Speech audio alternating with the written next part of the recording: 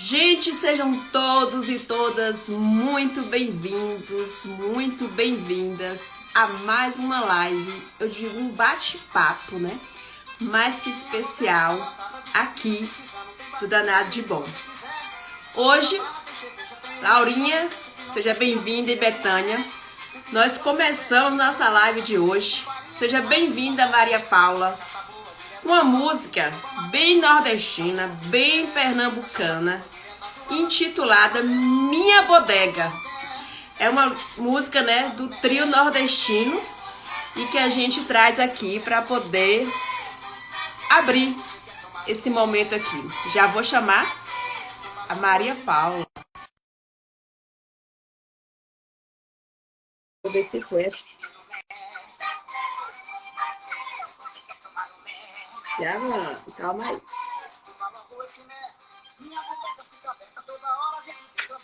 Seja muito bem-vinda, Maria Paula, aqui ao nosso Danado de Bom. Tudo bem, Marla? É um prazer. Uma musiquinha com a cara do Nordeste, né? E essa eu achei que tinha tudo a ver com o livro do Eury. Aprendi a falar o nome dele, viu? A gente esteve com ele. E vou dar pausa aqui para a gente conversar. Estivemos com o Eury no início do mês, né? Conversando sobre o livro dele, e aí ele falou, é Eury do navio, porque eu ainda ficava na dúvida se era Eury. E aí eu vi um vídeo seu que você falava que também não sabia se era do navio ou do navio. Eu falei, não tenho essa dúvida, mas a gente, quando tiver com o autor, vai saber bem a pronúncia. Seja muito bem-vinda. Primeiro, agradecer imensamente você por abrir os braços aqui para o nosso clube, que deseja divulgar essa literatura, e que bom. Achei interessante, porque a gente tem uma pessoa aqui na live, que é a Laura é do Rio de Janeiro, e quando eu levei a proposta do clube, ela falou assim, seria interessante que a gente trouxesse também pessoas do Sul, Sudeste, para ver, né, eu poder ouvir qual é a impressão dessas pessoas sobre a literatura nordestina. Então, esse encontro de hoje, Laurinha, contempla você aí, sobre tudo. Mas é isso. Boa noite. Fique à vontade. Boa noite. Boa noite, Marla. Muito obrigada por esse convite. Eu confesso que fiquei surpresa, né? Porque, sim, eu venho participando da Sala Tatuí há muitos anos, né? Nosso clube lá já tem 3 anos e meio, mais ou menos. E da mesma forma que você me convidou para participar aqui, um dia a João e a Cecília, que são os editores da editora Lote 42, que é parte da sala, me abordaram e falaram, você não queria, né, ser a nossa moderadora, curadora, não sei o que. Eu falei, vocês têm certeza, gente? Porque eu tenho uma outra profissão, né? Eu sou uma leitora, assim, voraz, mas eu tenho uma outra profissão, mas adoro, participo muito de clubes de leitura e tudo. Então, acho, não, a gente tem certeza, assim.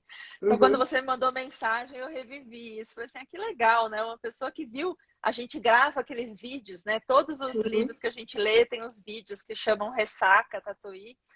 E aí você, imagina, que esbarrou com um deles e me convidou, eu fiquei super contente, assim, e assim, esse livro é bem especial, tem uma história conosco no nosso clube de leitura e tal, e o Eu Ri do Navio também, eu abordei ele, por acaso, ouvi ele falando num podcast, e achei tão lindo quando ele leu a abertura do livro. Eu adoro a abertura desse livro. E ele leu aquilo com o sotaque dele e tudo. Eu falei, eu preciso encontrar esse autor e eu preciso desse livro, eu preciso ler tudo.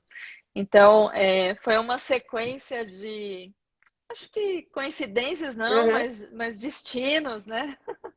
Que se cruzaram aqui. Também encontrei o Eury, assim, nessa pesquisa, porque quando a gente foi fazer a curadoria do clube, eu já fui pesquisar, porque a ideia do clube é fazer uma viagem ao Nordeste, né? Uma viagem literária ao Nordeste, sempre trazendo autores clássicos e contemporâneos. Então, a gente começou por Bahia, lemos Jorge Amado e Itamar, e agora do Pernambuco lemos o João Cabral, né? Agora... E aí eu encontrei lá entre autores pernambucanos e também fui igual você, né? Eu falo sempre lá na coragem, na cara e na coragem, chamei, ele abraçou também. Foi bem legal. Estivemos com o Euri aqui, como eu lhe falei, a gente fez uma homenagem para ele. Todo mundo vestido a caráter de bodega. Foi Legal. muito legal, muito legal. Mas assim, eu tive curiosidade, antes da gente falar da obra do Euri, o que é a Sala Tatuí? Você poderia falar um pouquinho mais para a gente, até para as pessoas Claro, que estão aqui conhecer a proposta também de vocês. claro. A gente tem são três projetos junto, né? Um é a editora Lote 42, que foi a primeira que nasceu, né? Que é o João, a Cecília. Fundaram há 10 anos, agora ela fez 10 anos.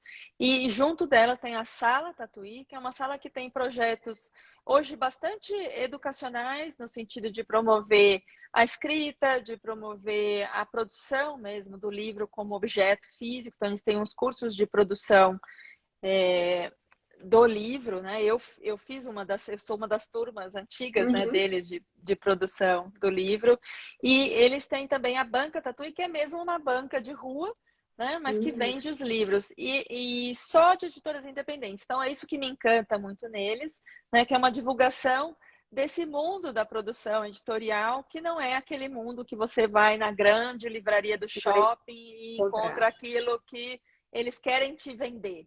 Né? Aqui é um mundo de editores menores que produzem coisas maravilhosas, né?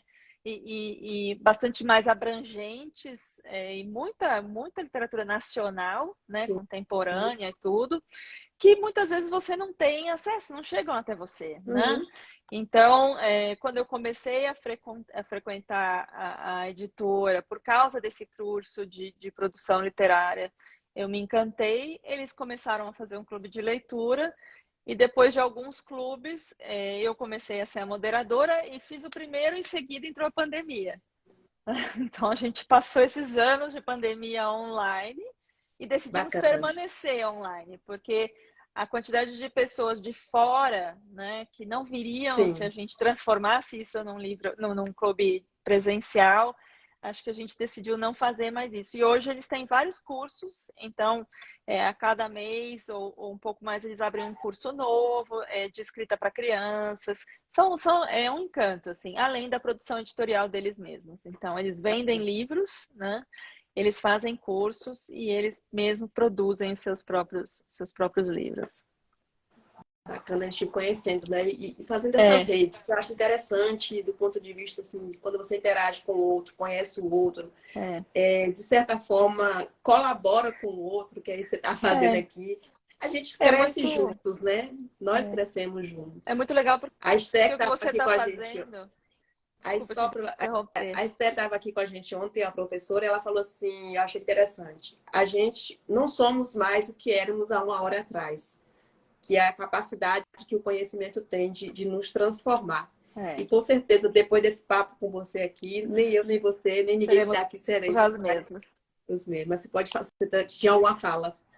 Não, eu ia dizer que é uma coisa muito legal, que é isso, que você está expandindo o meu horizonte, né? Quando você me chama para fazer parte de um clube de leitura que eu habitualmente não frequento, você está me expandindo, né? E o que eu encontro nessas editoras independentes é isso também.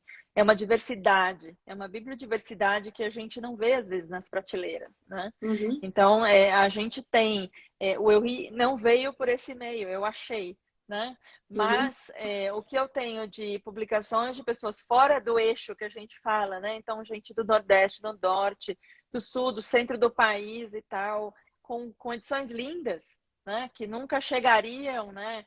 A gente que agora transitam muito mais, porque a gente tem os clubes, a gente divulga, eu falo dos livros, né? Você fala de livros que também precisam chegar para a gente, então isso é importante. Né? Isso que você está fazendo aqui, conversando sobre esse livro, é importante. É interessante. E, assim, eu não sabia, até ontem, anteontem, quando você falou assim, eu sou médica, porque eu tinha que ter alguma referência, né? E aí, me chamou a atenção duas coisas agora. Primeiro, o fato de você ser médico, e médico a gente sabe que estuda bastante. Para ser médico, precisa estudar bastante. Mas nem sempre é essa vertente, né, que você está perpassando nesse momento da sua vida. E eu visualizo ao seu fundo algo parecendo capas de livros, eu não sei bem o que é, mas um painel nesse sentido assim interessante que faz a gente tem bem aquela referência, né, do escritor, do leitor, é por isso também que eu boto os livrinhos aqui atrás, enfim. Mas, assim, hoje ainda à tarde eu pensava sobre isso.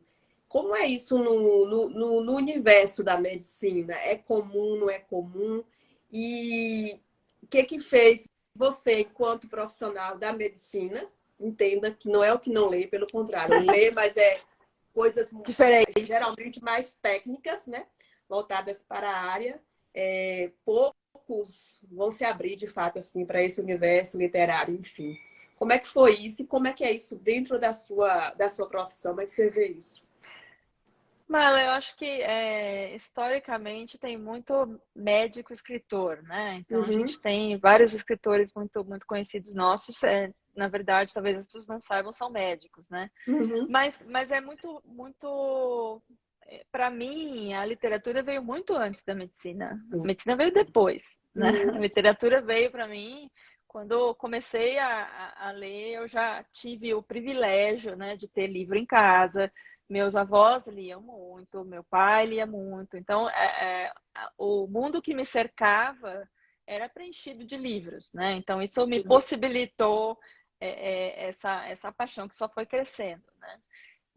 Então, a medicina veio para mim como a profissão que eu queria ter, não foi um desejo de criancinha, né? uhum, Eu de repente descobri que gostava muito de ler, gostava muito de estudar, fazia sentido, era muito curiosa, fazia sentido fazer medicina, fiz medicina, gosto muito do que faço, e tal, mas a literatura nunca perdeu o espaço, uhum, né? Claro que nas épocas onde você tem que estudar demais, ela se aquieta um pouco, porque uhum, o meu dia também só tem 24 horas, mas quando as coisas ficam mais tranquilas e melhores, e agora que o tempo passou, né, eu consigo voltar a me dedicar bastante à literatura. Mas eu acho que o tempo a gente faz, né? Então, ninguém nunca me pega sem um livro na bolsa, ninguém.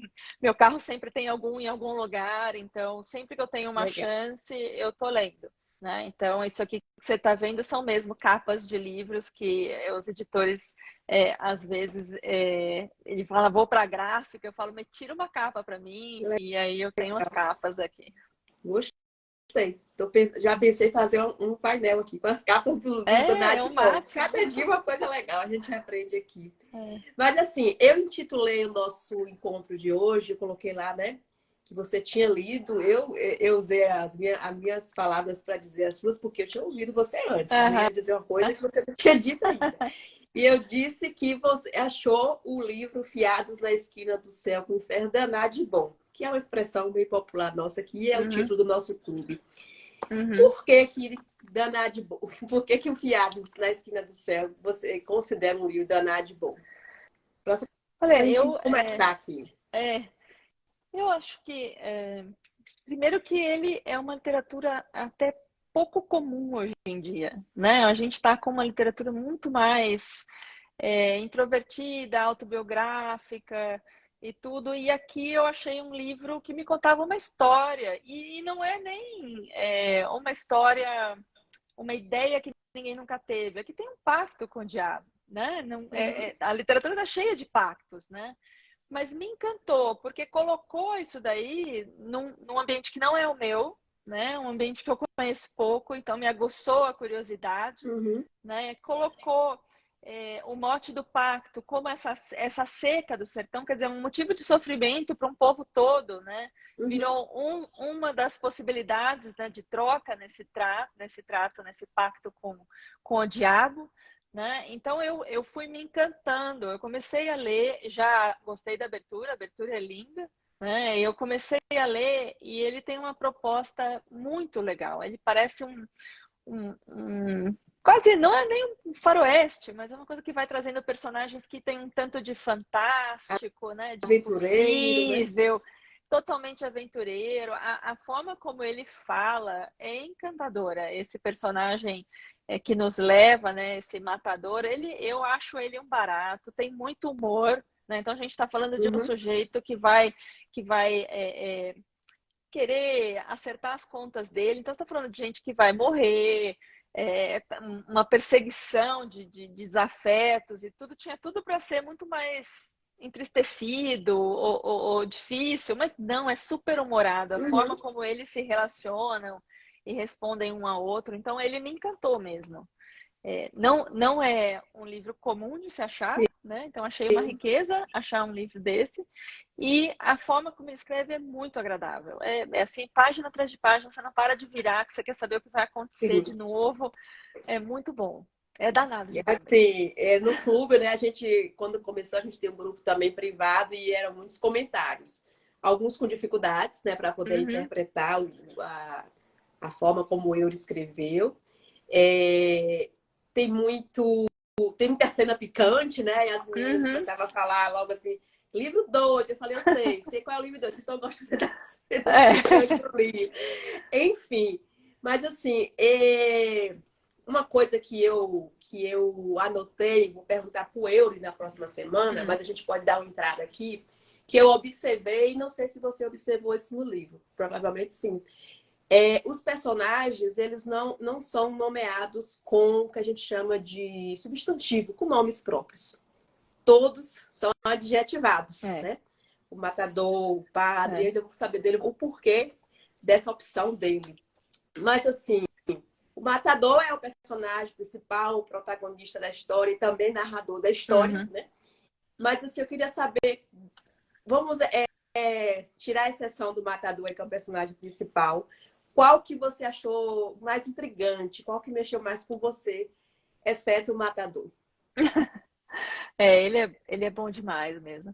Mas é até acho que quase uma injustiça ter que escolher um, porque eu gostei demais, demais do que ele faz com os personagens. É como se todos tivessem a mesma importância, como se cada pedacinho, né, Uhum, tivesse levado ele a esse grande finale que ele dá nessa história. Então é difícil. Eu gosto muito da Luxuosa, né, que é aquela que ele conhece mais para frente no livro, mas que acolhe ele e ela tem uhum, uma missão, né? Ele enxerga ela só como uma mulher, mas de repente ele percebe que ela tá ali para ajudar, ela tem uma missão naquela vida dele, né? E incrível porque também parte da missão é ele reencontrar o amor dele, né? Então vem alguém que só dá, né? Ela dá um amor para ele, ela acolhe, ela orienta, ela sugere, ela fala que ele tem mesmo que ir atrás desse amor, que indo atrás desse amor as coisas vão se resolver,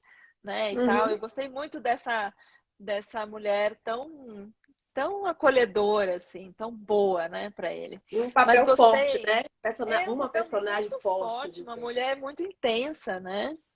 É, eu gostei, claro, do índio e do Laursa, né? Porque eles estão ali na cabeça desse matador o tempo inteiro e desde muito tempo, né? O índio está criando esse matador para ele, né? A gente Uhum. vai entendendo isso aos poucos, mas ele vai cultivando esse homem para o lado dele, né?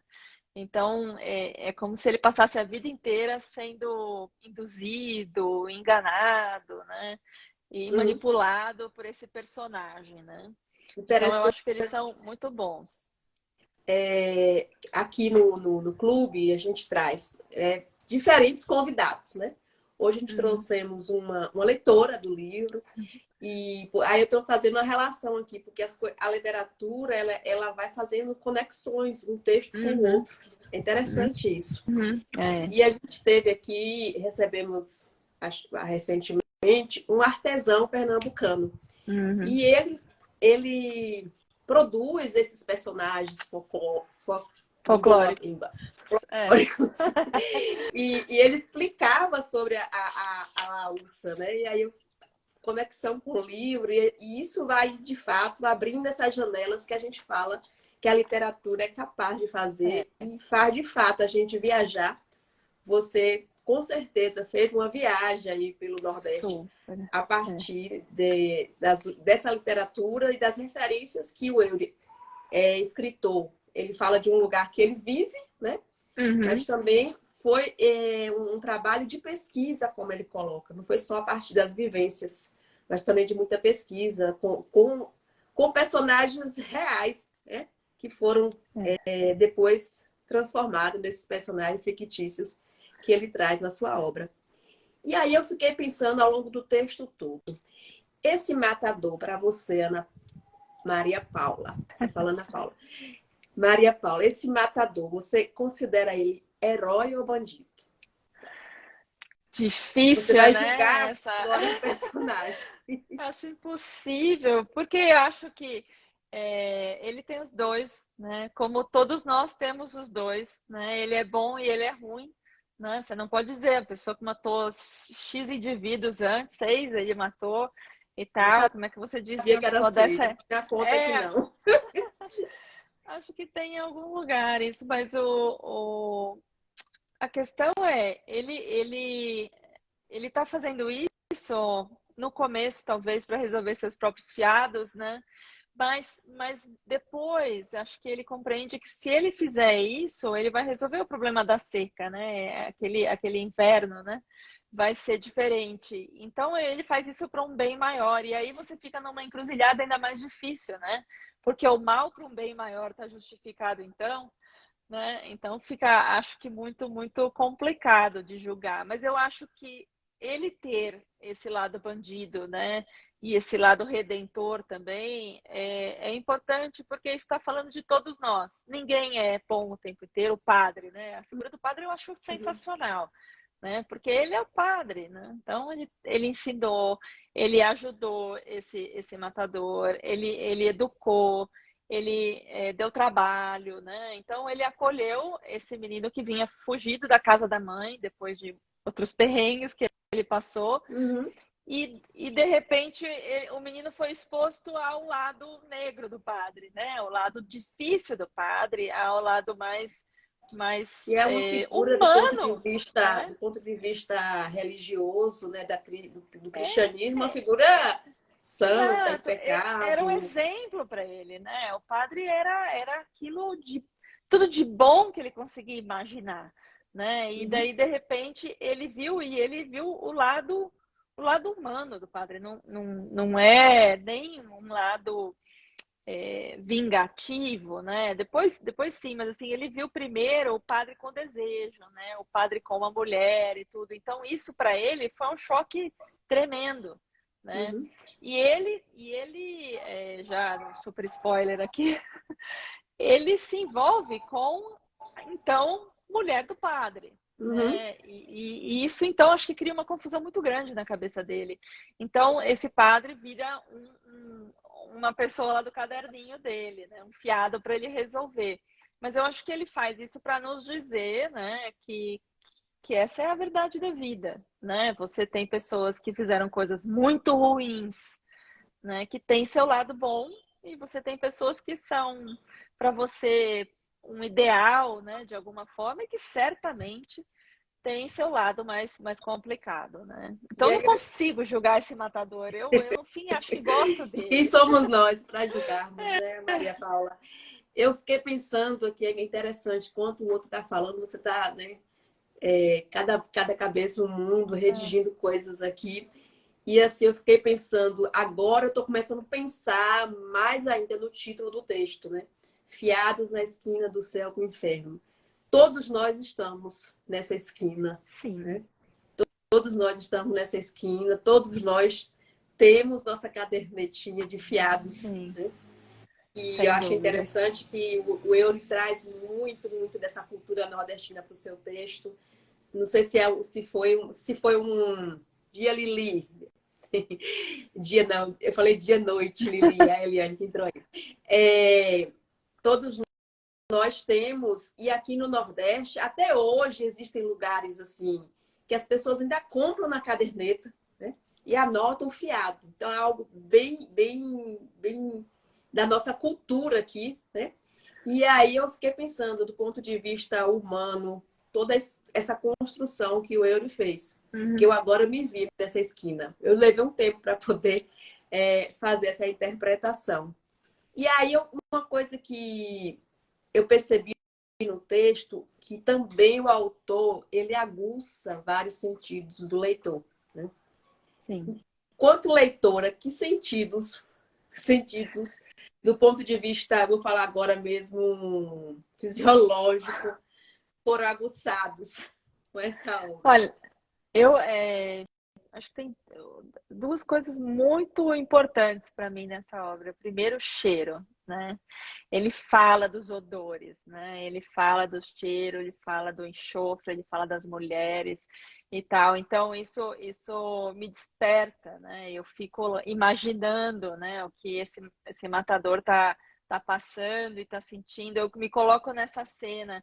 E o visual também foi muito importante. Eu acho bastante cênico esse livro, sabe? Eu acho que a descrição dele é muito boa, muito boa.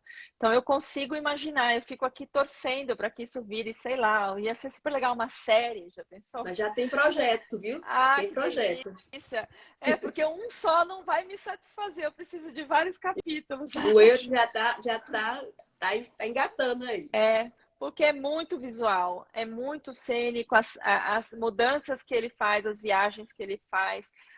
O jumento é uma cena sensacional, o jumento que ri para ele, né? Eu fico Uhum. imaginando esse sujeito olhando para o jumento. Às vezes eu olho para o meu cachorro e faço, o cachorro tá rindo para mim, Eu não sei igual o se você se jumento. pegou assim, em situações que você se ria rindo de você estar rindo. Sim, Eu tô... sim, é divertido mesmo, né? Em Uhum. alguns momentos é engraçado, é tão, às vezes tão implausível, né? E não vou contar porque é uma cena bem picante, mas ele chamando o padre, né? Ela falando para ele como é que faz para chamar o padre, mas aqui no meio da Sim, bodega, eu sim. falei, é aqui no meio da bodega e tal. Achei inacreditável aquilo, né? É muito, muito gostoso de ler esse livro, né? Achei é um prazer mesmo. Uhum. Ontem a gente falava aqui com a professora Esther sobre essa linguagem, né? A professora Esther é linguística, é justo isso. E aí a gente falava sobre essa linguagem, que é a linguagem do povo brasileiro, que cada lugar fala a partir dessa mistura de culturas que a gente tem no Brasil, né? Uhum. E aí eu tenho curiosidade, você como uma pessoa do Sul, acho que você é daí de fato, nasceu aí, teve dificuldades na interpretação do texto do Eury ou foi tranquilo para você? Tem pessoas que acham que precisam de um dicionário, a gente tem, né? Um baianês, um pernambuquês, dicionário, enfim. Mas para vocês foi difícil ou foi muito tranquilo? Olha, difícil não foi, isso já garanto, Uhum, porque também tenho um jeito de ler, assim, que é eu abro e me jogo dentro da história e vou lendo, e aquelas palavras que são muito diferentes para mim, elas vão sendo interpretadas de alguma forma no contexto e vão. uhum, Se disser que eu todas as palavras fazem parte do meu vocabulário, mas de forma alguma. Tem algumas palavras que eu olho para aquilo e falo, mas meu Deus, o que que é é isso? isso? Né? E muitas existem, né? Então, assim, isso que é o que mais me surpreende é que tem algumas, por exemplo, cordelização, né? Não é uma palavra, mas você sabe o que é um cordel, você sabe o que ele está querendo Uhum, dizer, né? Você sabe o sentido daquilo que ele está falando, mas tem algumas coisas que fogem completamente da minha compreensão.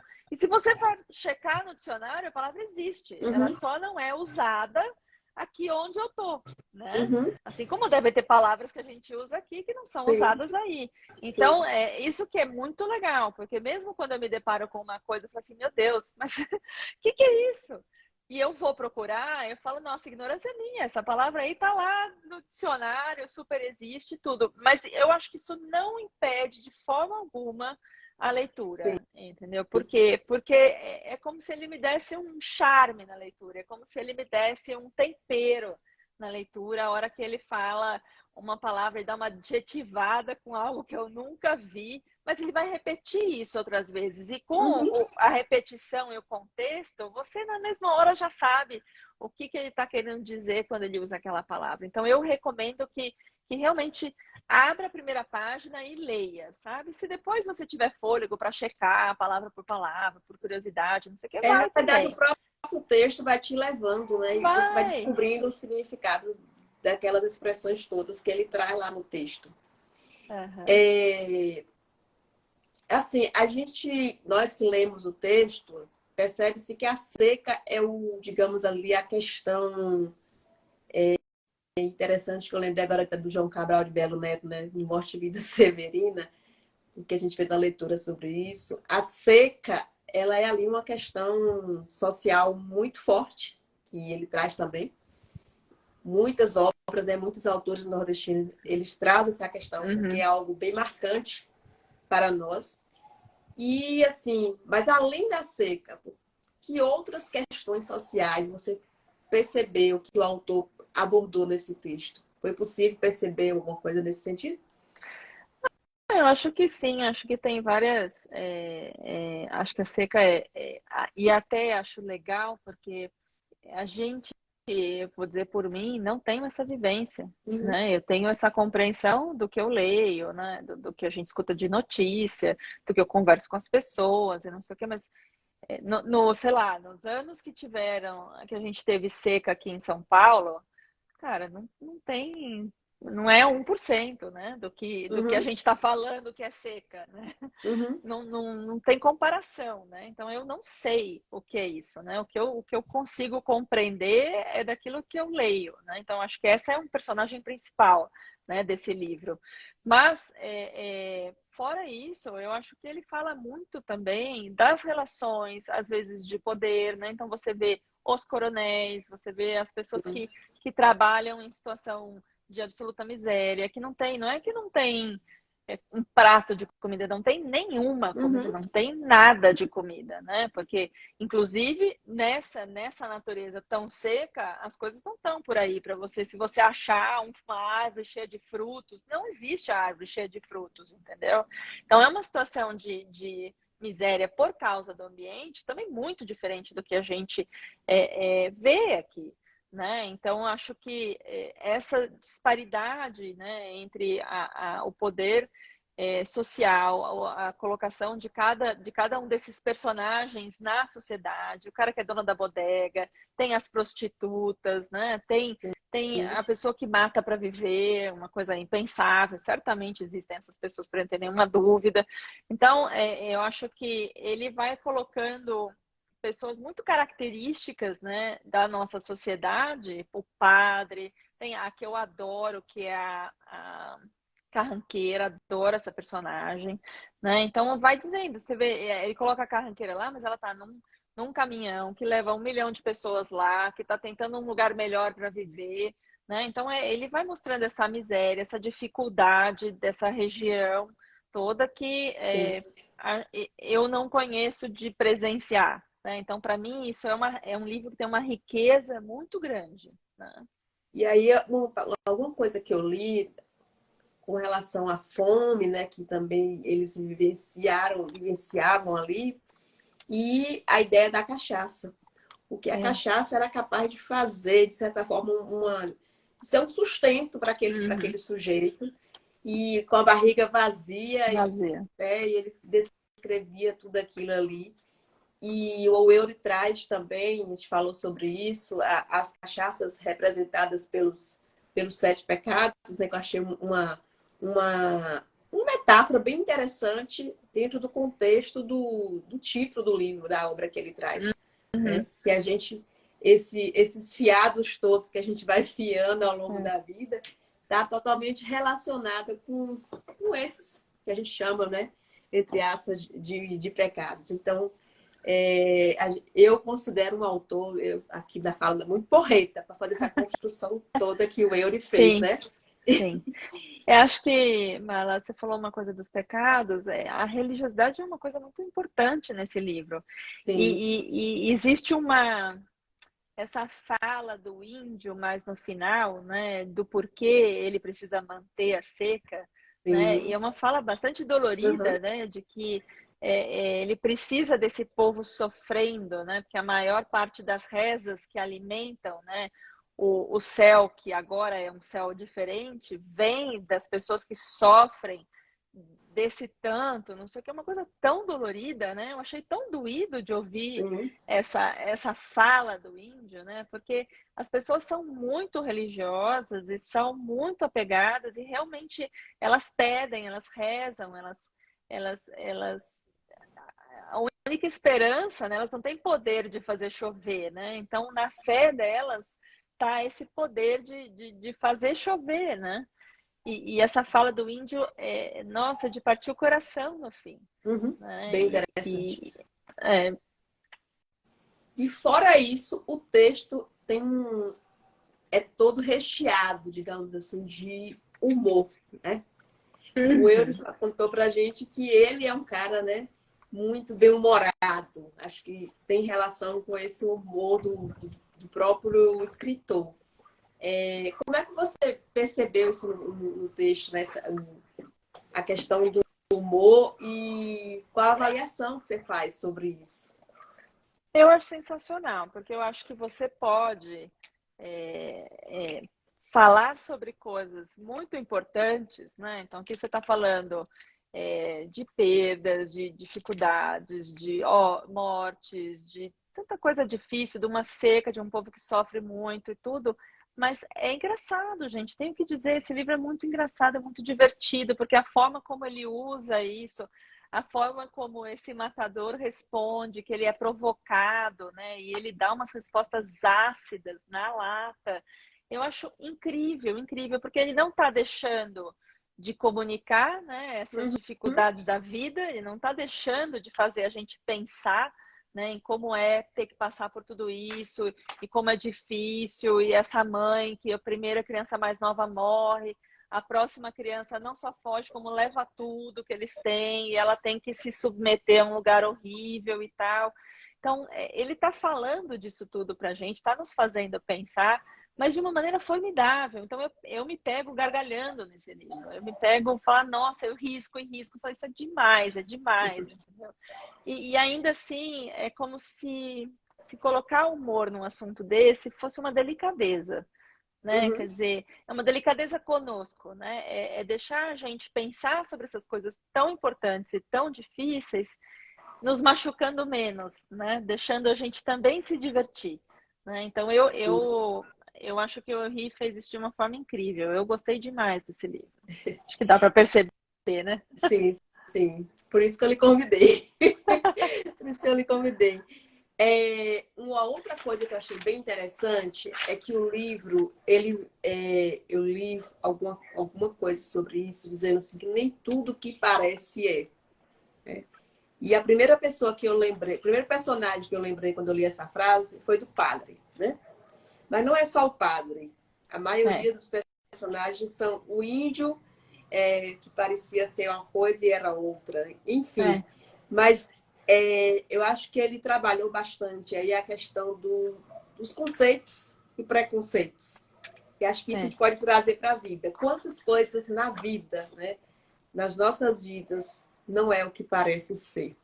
é. Quantas, eu posso, falando de pessoas, quantas pessoas você já Uhum. conheceram que pareciam ser uma coisa e é outra? Você conseguiu fazer essa leitura? Sim, acho que sim, e isso é meio para dar uma lição na gente, né? A vida dá essa lição, né? Conforme os anos vão passando, a gente vai aprendendo, porque eu acho que a gente é muito rápido em julgar, né? A gente é muito Sim. rápido em aceitar a opinião alheia, né? Então, se alguém que tem algum vínculo com você já fala de outra pessoa, você já tem um viés, né? Então, a gente é rápido nisso, né? E acho que aqui, como ele constrói a história, você empatiza com o personagem, e de repente você começa a desconfiar, e daí você percebe que talvez não, ou você desconfia do personagem, acha que a coisa vai dar errado, acha que ele vai cobrar aquele fiado, no fim, perdoa, né? Então ele vai jogando com você para te dizer exatamente isso, né? Cuidado, né? Você está julgando, você está tomando um partido aqui, e acho que você vai se enganar igual o matador se engana, né? Igual a gente Uhum. se engana ao longo da vida, né? Acho que você tem toda a razão.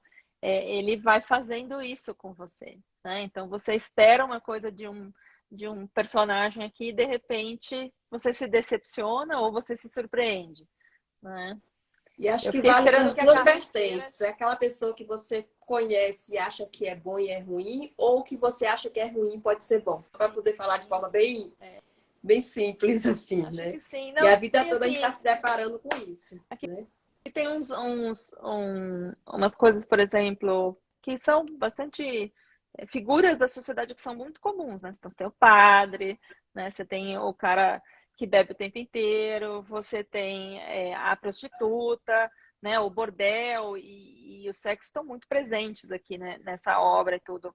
Mas a gente vai para o livro com os nossos conceitos, né? E aí você vai passando pelo livro e vai se deslumbrando com outras coisas, né? Com pessoas que têm lados incríveis e com pessoas que você esperava só coisa boa e que, na verdade, tem um monte de coisa que foi arrastada ali, escondida embaixo do tapete e que vai aparecendo aos poucos. Então, é bom, né? A vida é assim, né? É interessante, porque alguns autores que a gente teve aqui falaram sobre isso também, que a literatura é feita de camadas, né?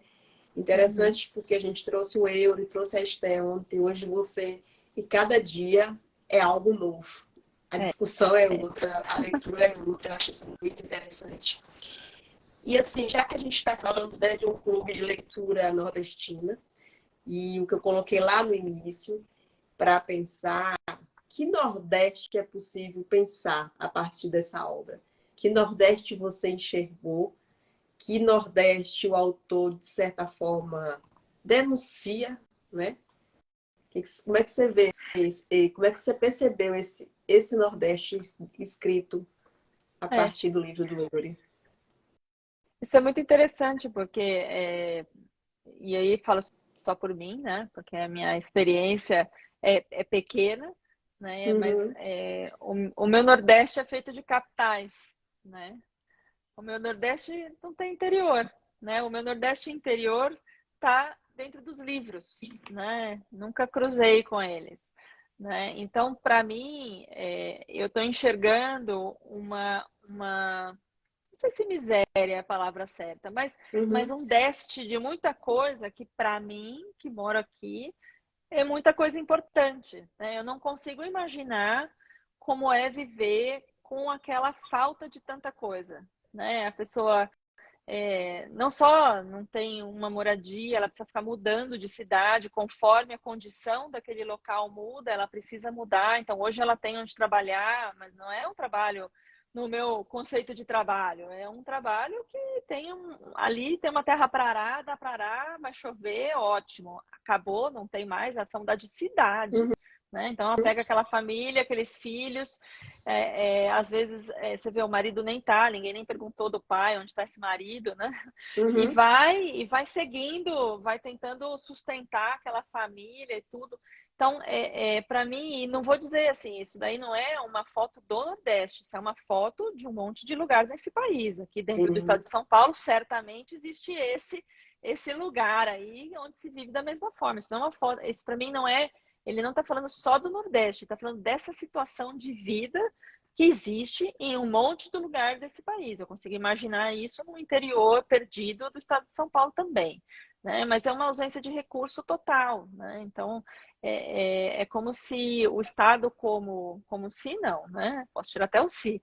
O Estado como organização protetora, né, dos seus cidadãos não existisse. Né? Não existisse. Cada um vai tentando sobreviver com as pessoas que conhecem, aquilo que aprende a fazer de uma certa forma, uma educação que nunca segue, né? Porque a mãe pode ter toda essa tentação, essa tentativa de colocar a criança na escola, mas por mil fatores daquele lugar, essa criança não segue na escola, não consegue, né? Ou ela vira um braço para trabalhar, ou a família toda passa fome.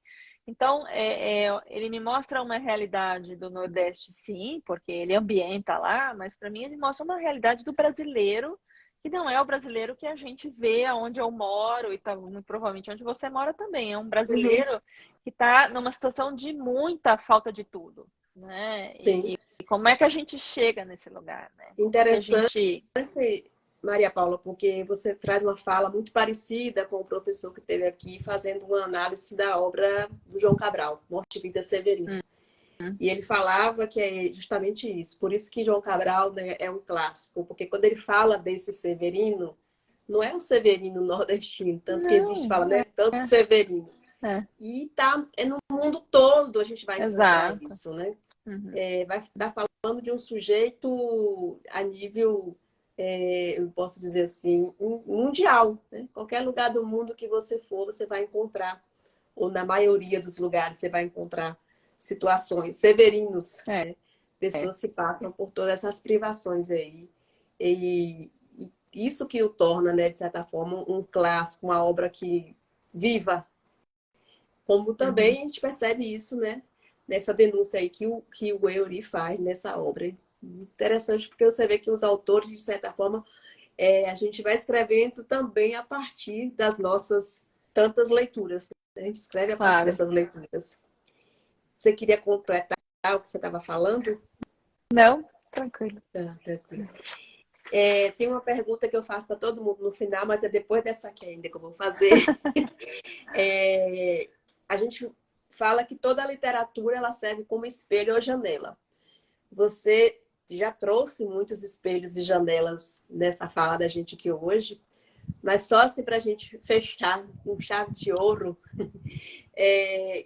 você poderia falar assim de que espelhos e janelas, os principais espelhos de janela que essa obra te abriu aí?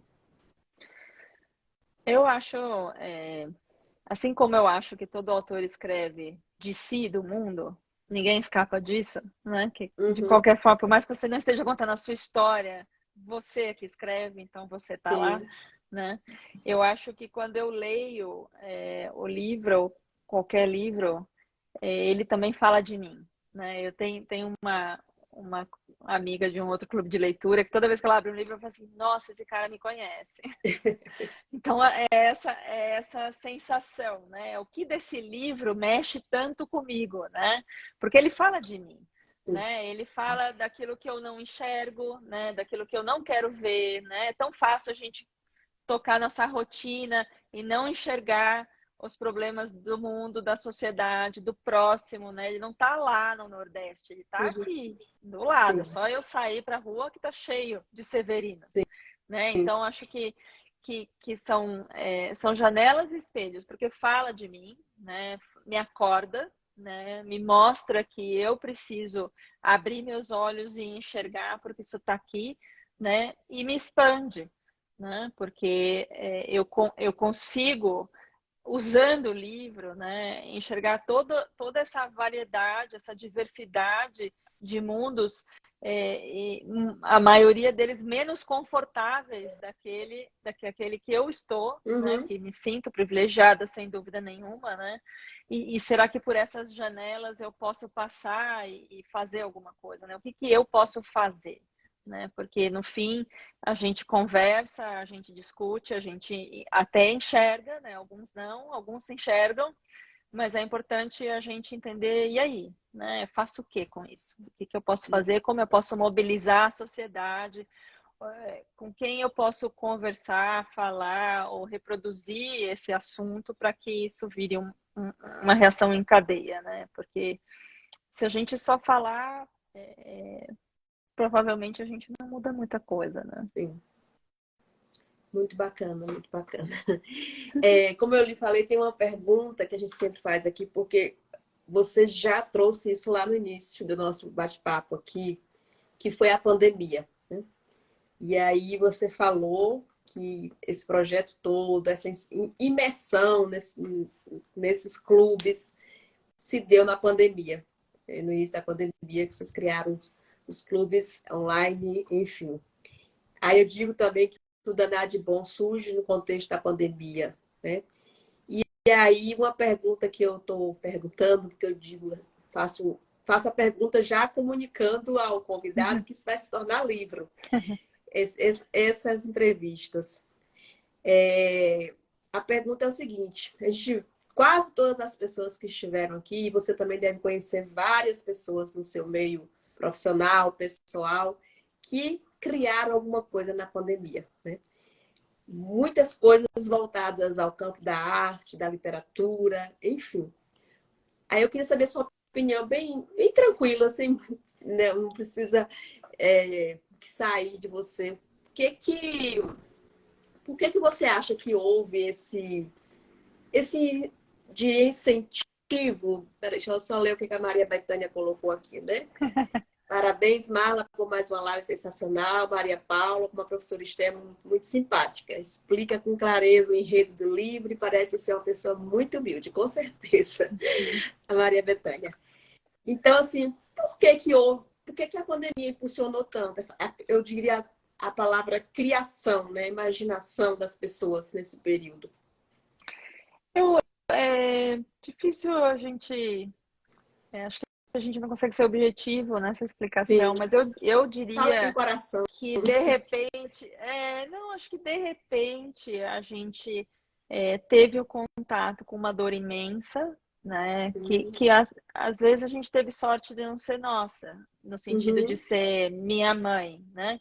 Mas sim. foi uma dor do mundo inteiro, né? Todo mundo enlutou, né? Foi uma coisa muito violenta, uma coisa que a gente não teve controle nenhum e que nos obrigou a um isolamento que a gente não sabia mais fazer, né? Então eu acho que é, a gente socializa o tempo inteiro e conversa com um monte de gente e a gente perde a oportunidade de lidar consigo, né? Então acho que de repente a pandemia me obrigou a ficar comigo mesma, né? A pensar sobre a minha vida, a refletir se eu tenho amanhã, né? A gente esquece que a gente nasce para morrer, né? A gente vai morrer. Sim.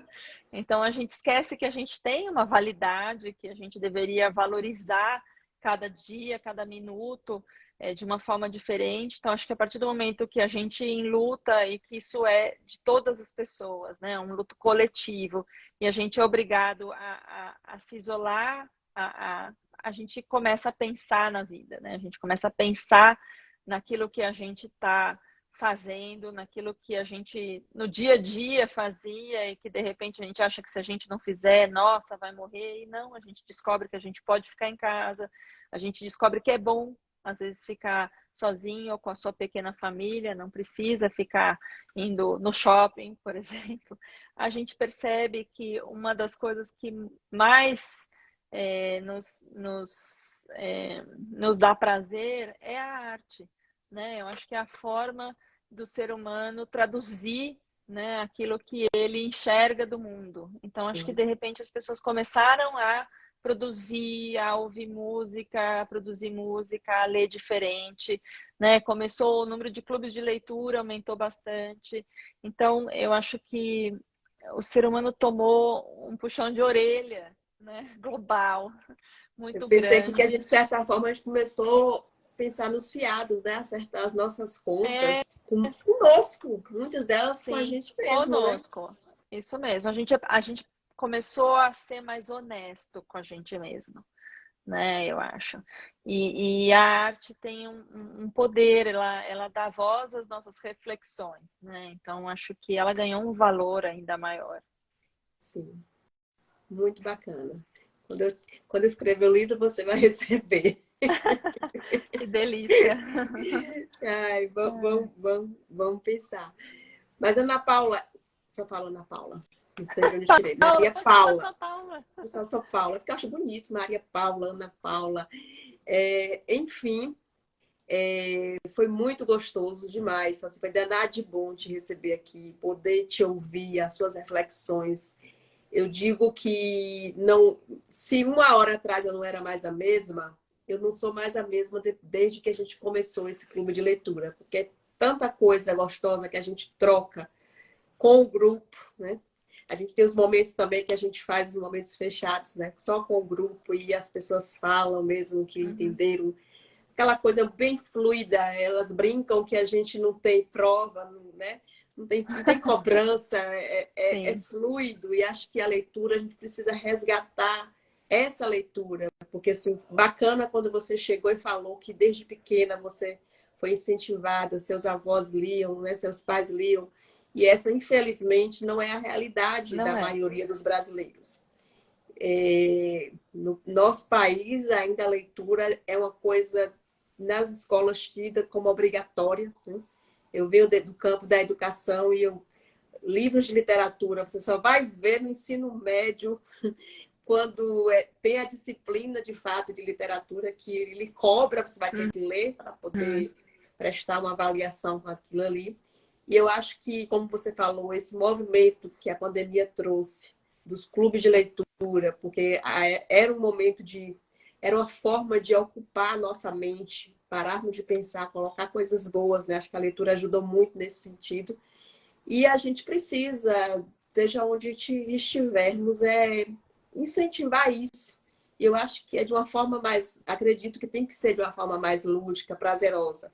Como foi gostoso te ouvir falando de um lugar de uma leitora que se deliciou com aquele livro. Você não foi obrigada a ler esse livro. Não. Você leu porque você quis. E isso é que a gente precisa despertar e levar isso também, porque para as nossas crianças, para os nossos adolescentes, nós somos as crianças de ontem e elas serão os adultos de amanhã, para construir um país, né, com menos severinos, se possível for, né? A gente sempre acredita, como diz a música, acreditar em dias melhores que podem vir, né? E acho que a literatura, ela tem um poder imensurável. A gente sempre fala isso aqui. Infelizmente, como você falou, as políticas públicas que a gente tem, não, na maioria das vezes, não percebe isso. Os recursos disponibilizados são insuficientes, totalmente insuficientes para o que a gente precisa, né?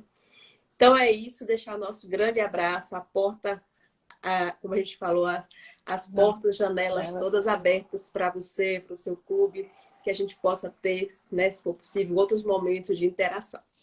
E deixar também você falar, porque eu vi você ver aqui, agradecer as pessoas todas que estiveram aqui, tiveram muitas pessoas, porque eu fico olhando, viu? Quem entra, sei todo mundo que entrou aqui. E aí percebi que entrou muita gente bacana aí, pessoas que te conhecem, provavelmente mais do que eu, né? Porque são pessoas que já lhe seguem, ou você a segue. Então, dá esse espaço para você também agradecê-las aí. Sim, mas eu acho que eu preciso agradecer mais que tudo você, Marla, porque eu admiro muito isso que você está fazendo. Eu acho importantíssimo falar sobre as nossas leituras e cada uma pessoa que lê pouco e começa a ler mais, cada uma pessoa que nunca teve um livro, que ganha um livro, cada criança, né, que a gente senta e começa a folhear e apontar, e a criança vai entendendo o significado daquele objeto, livro, e vai criando um encantamento, é isso que muda a nossa sociedade, entendeu? Essas pessoas vão ser pessoas diferentes, né? Vão ser pessoas que vão fazer por aqueles que não têm acesso, aqueles que não têm nem força suficiente para fazer, né? Então, acho que isso que você faz é rico.